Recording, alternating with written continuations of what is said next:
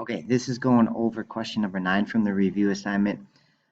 My gut thought here is I want to multiply these radicals, but the indexes don't match.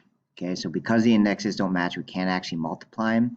So when that happens, we're going to switch to the other form. So here we're going to switch these into fraction exponents.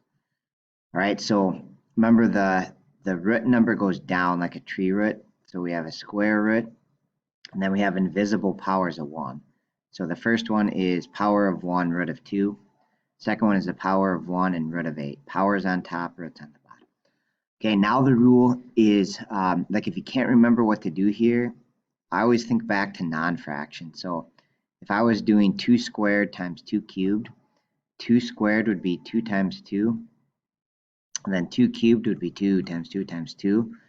So all total, that's 5 2's multiplied together. So this would be 2 to the 5th.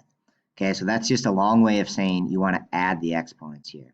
So our answer here is going to be 2 to the 1/2 plus 1/8. And to add, we just need a common denominator. So I'm going to do that off here on the side. So just use the denominator of 8.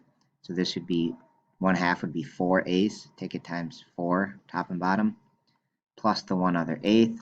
So that is going to be 5/8. So our answer is going to be 2 to the 5/8 power.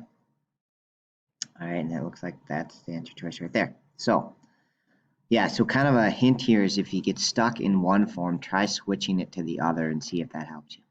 Okay, thanks for watching.